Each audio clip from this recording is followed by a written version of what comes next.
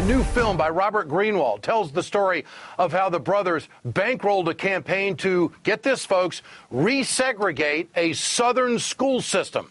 That's right, in America. And then along came the Koch-backed AstroTurf group Americans for Prosperity. The group got involved in the local school board elections, funding and organizing candidates who wanted to end the district's busing policy. The Koch-supported candidates ran in support of what they called neighborhood schools and against what they called forced busing, coded language that was also used in the segregated South. The school board crossed the line with forced busing. Forced busing is absolutely a code word. It's a term bussin' used in the South by George Wallace. Neighborhood schools means we have our own schools and the blacks have theirs. So we heard loud and clear across this county, people wanted to go to a neighborhood schools model. We should have our right to choose our own neighborhood schools. In one election, they now have the majority needed to change the way students are assigned to school.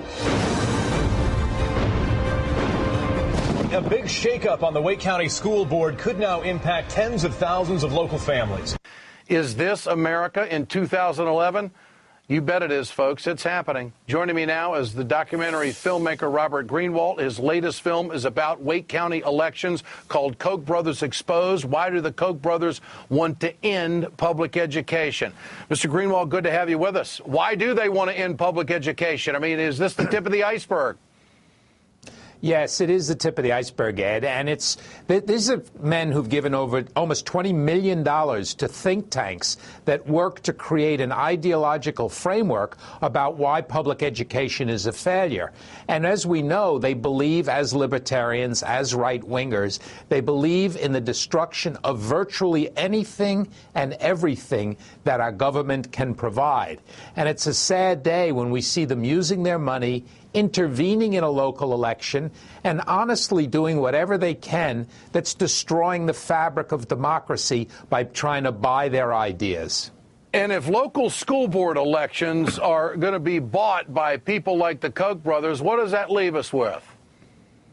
Well, it leaves us with a democracy for sale, and that's what they believe in, and that's what their ideology is. And where they're clever at is they buy the politicians, they pay for judges, they buy grassroots activists, and they try to make sure that the laws are changed so that their money can then not be tracked. So it's this whole web, if you will, supported, as we know, by a right-wing echo chamber. And they're not the only ones, but this is what happens when you have money let loose, when you have gross inequities in the way our society works, and when you have capitalism without any restraints whatsoever. They're the poster children for this kind of behavior. And, of course, they're all about local control. They're all about infiltrating the local politicians and privatizing. That's really where they want to go.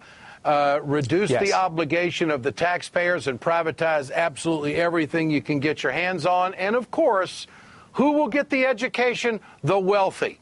And the economically challenged in this country will be left behind, and we'll have a pool of cheap labor, which is exactly what they want. Mr. Greenwald, we'll have you back talking more about this because I think this is a big story. Thanks for doing that documentary.